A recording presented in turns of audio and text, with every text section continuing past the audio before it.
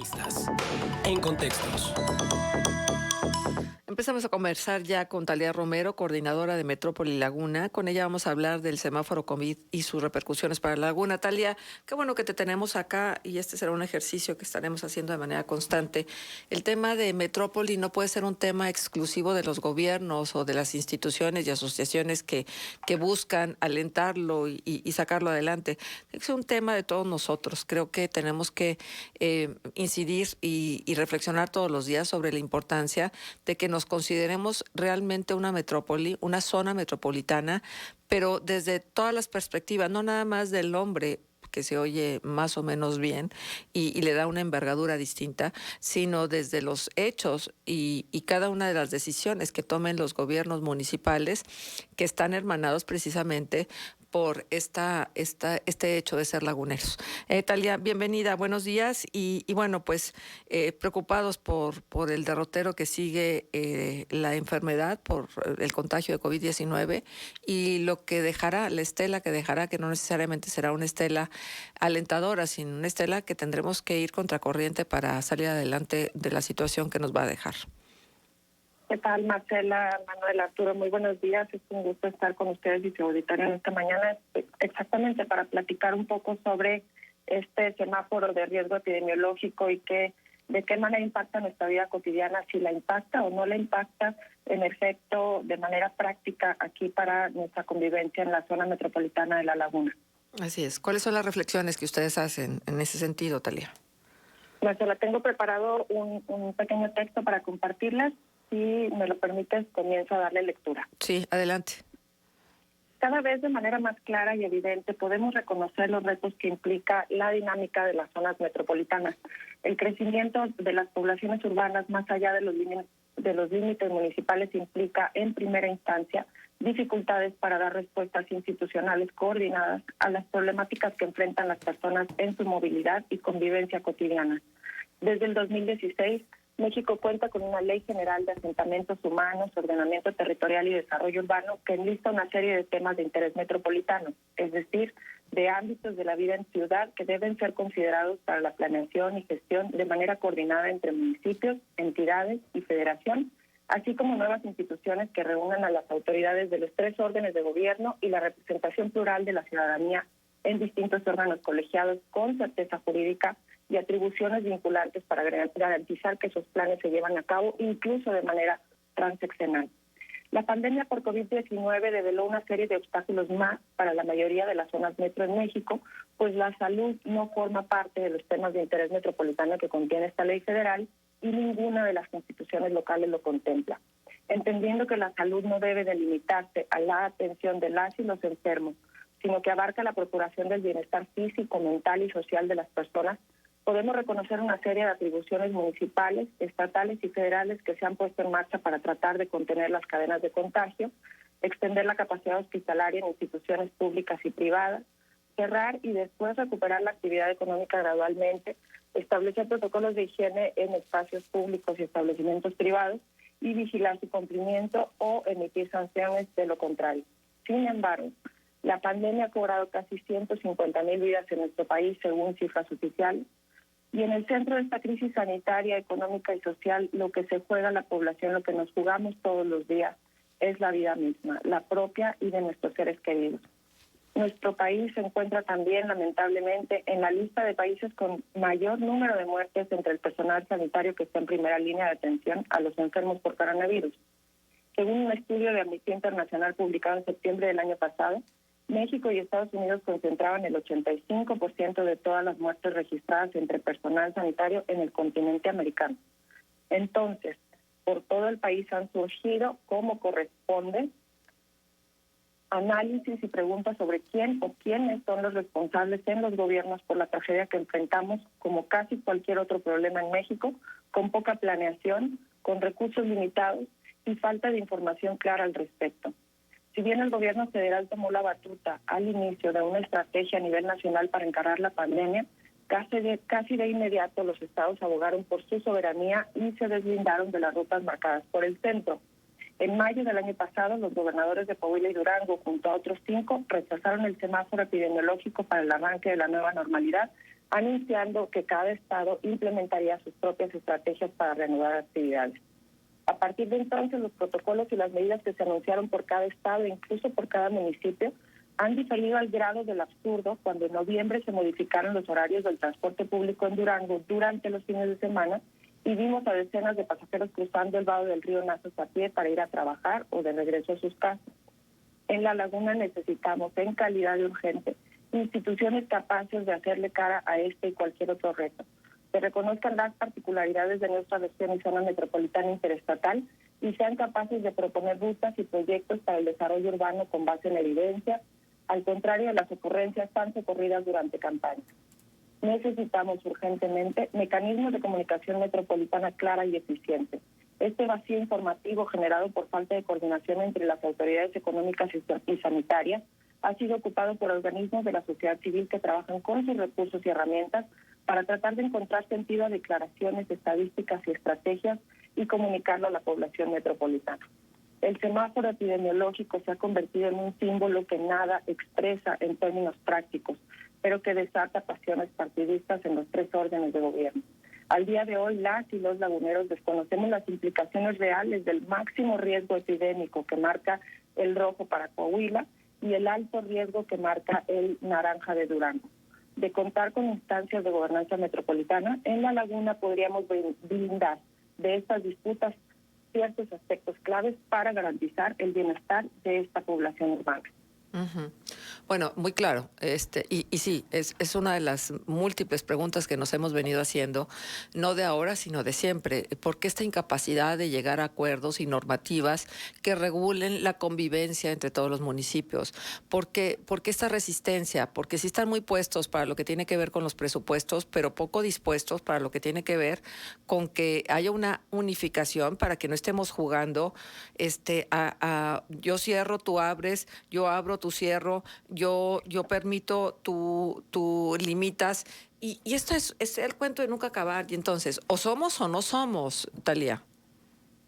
En efecto, Marcela, y es un cuento que, aunque pareciera estrictamente político, no lo es. Nosotros lo vivimos todos los días y nos afecta el bolsillo, nos afecta la salud física, emocional, mental, nos está afectando literalmente todos los aspectos de la vida cotidiana aquí en La Laguna, también las oportunidades de desarrollo, de educación para jóvenes, de empleo, y entonces es un tema en el que, como bien decías al principio, Marcela, estamos involucradas y deberíamos de estar interesados todos. Uh-huh. Sí, pero entonces, ¿quién toma la batuta? O sea, ¿a quién le corresponde decir no podemos seguir como estamos? Pues ahorita la pelota está en la cancha de absolutamente todas las autoridades involucradas en los tres órdenes de gobierno. Hay pendiente de firma un convenio de gobernanza, de coordinación metropolitana desde febrero del año pasado. Están todos listos y dispuestos para firmarlo y, sin embargo, todavía no conocemos la fecha. Y esta firma no implica el fin de los problemas de coordinación en La Laguna. Este convenio lo que indica es un inicio de actividades hacia esto que proponían el texto de institucionalizar esa coordinación, que sea una coordinación que no dependa del cambio de administraciones municipales o estatales o incluso federales. Uh-huh. Bien, ¿y tú qué aliento ves en que realmente haya un interés? Porque luego el interés a veces se manifiesta en los momentos electorales, ¿no? O sea, reconociendo que se necesita la homologación del reglamento, ya sabes, ¿no? Todas estas historias que luego se cuentan desde las campañas, pero que al momento de llegar luego a ocupar las posiciones de poder se olvidan. ¿Por qué es tan difícil, Thalía? ¿Por qué? Me parece que en particular este es un tema que la ciudadanía no ve tan cercano. Es decir, si hablamos en términos de gobernanza metropolitana, coordinación metropolitana, agenda urbana, pues son temas que nos parecen lejanos, son temas muy técnicos y por eso es difícil que la ciudadanía así en grandes masas se involucre en la exigencia a sus candidatos o a sus autoridades en turno. Sin embargo, creo que el trabajo que estamos haciendo en Metrópoli Laguna, que es de coordinar organismos de sociedad civil, desde empresariales, universidades públicas y privadas, asociaciones que tienen una gran gama de intereses sociales desde el género, la movilidad, la participación ciudadana, y entonces creo que esta plataforma lo que estamos tratando es de impulsarlo, como decía Arturo hace unos minutos, desde el círculo rojo y no permitir que este tema baje de la agenda pública para que los candidatos registren que verdaderamente estamos poniendo atención a cada paso que no dan o que van a dar en torno a este tema metropolitano. ¿Qué tal, Talia? Muy buenos días, con el gusto de saludarte. Vemos que también hay realidades muy distintas entre los municipios de la comarca lagunera, también en algo tan básico como los servicios públicos, ¿no? En Gómez Palacio, por ejemplo, a mí me sigue llamando muchísimo la atención, que por supuesto no es algo para nada nuevo, por el contrario, habla de un abandono sistemático de ciertas áreas urbanas, de que haya colonias todavía sin pavimento, y no hablamos de colonias de la periferia, sino hablamos de colonias que están pegadas, por ejemplo, al Boulevard Ejército Mexicano, es decir, a puntos muy, muy céntricos. También vemos en el caso de Torreón cómo hay pues ciertos sectores habitacionales que se sienten muy ajenos al crecimiento de la mancha urbana, y Lerdo se sigue viendo como otro mundo, ¿no? Por hablar simplemente de los municipios de la zona conurbada. Cada vez que hay elecciones se promete de todo, ¿no? Y se promete una cohesión y se viene con el discurso de la mejora de los servicios públicos. Sin embargo, como bien señalas, creo que para la mayoría de los ciudadanos estos aspectos técnicos como que escapan un poco al interés. Pero desde la construcción de un discurso ciudadano también, desde la base, ¿cómo se podría avanzar de forma que quienes aspiren a cargos de elección popular sepan que ahí está también una exigencia de cohesión metropolitana? ¿Qué tal, Manuel? Muy buenos días, gracias. Pues creo que justamente de esta forma, mira, el tema de gobernanza metropolitana inicia justamente desde la planeación. Y en la planeación, lamentablemente lo que vemos en algunos municipios, y el nuestro no se ha escapado, es que los institutos municipales de planeación carecen, digamos, de dientes. Es decir, no tienen atribuciones vinculantes con sus propios gobiernos municipales, y esto lo que ocasiona es que se hacen mucho trabajo de investigación, mucho trabajo técnico de análisis estadístico, se hacen muchos planes y programas, y lamentablemente los municipios no están obligados a llevarlos a cabo, mucho menos al término de una administración y al inicio de una nueva. Lo que ocasionan o la tarea principal de los institutos metropolitanos de planeación o cualquier otro organismo que pudiéramos formar en la laguna para planearnos metropolitanamente, de acuerdo a este marco legal, es que estos planes precisamente sí reúnen tanto autoridades de todos los municipios como a ciudadanía de todos los municipios de manera organizada, pero además que sus atribuciones sí son vinculantes. Eso significa que las autoridades, aunque lleguen de un nuevo partido o lleguen nuevos al municipio o al estado, sí estarían obligados a continuar con las planeaciones, con los programas que esté indicando ese instituto o esa institución de planeación metropolitana. Bien, pues vaya que hay trabajo. Y a veces siento que pocas manos para hacerlo, porque falta mucha voluntad y falta también mucha conciencia y mucha reflexión sobre lo que significa realmente ser una zona metropolitana. Ojalá y que se consolide con el liderazgo de ustedes en Metrópoli Laguna, y que haya más involucramiento por parte de los organismos de la sociedad civil, pero sobre todo de los gobiernos, que haya voluntad, que se note que hay voluntad, porque a lo mejor en el terreno de lo políticamente correcto siempre asienten y siempre dicen que sí, pero en el terreno de lo legal, el marco jurídico que necesita la zona metropolitana, luego dicen que no. Mucho se ha hablado de la necesidad de un instituto de planeación metropolitano. ¿Ustedes estarían de acuerdo y cómo se alentaría? ¿Cuáles serían los terrenos que pudieran impulsar un instituto de esta naturaleza?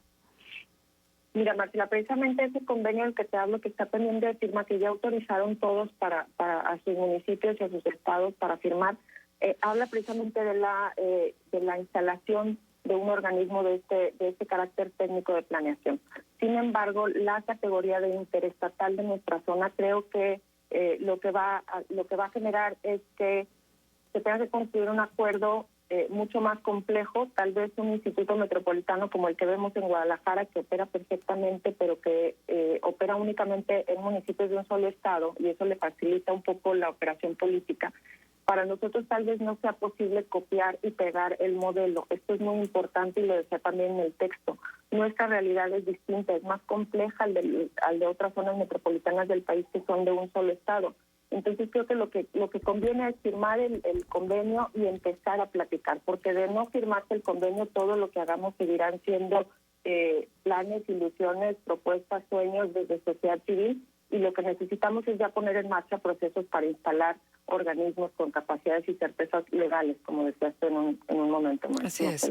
Muy bien, Talia, pues estaremos revisando temas y por supuesto, bueno, está recién la pérdida de Eduardo Holguín. No puedo dejar de pensar en él cuando hablamos de estos temas porque fue un gran impulsor de lo que tiene que ver con la zona metropolitana de La Laguna. Bueno, pues muchas gracias, Talia. Muchas gracias por estar con nosotros y te esperamos. Gracias a ti, Marcela, Manuel, hasta luego. Hasta luego, Talia. Hasta luego. Son las 8 de la mañana con 4 minutos. Tiempo de pausa y regresamos. Contextos.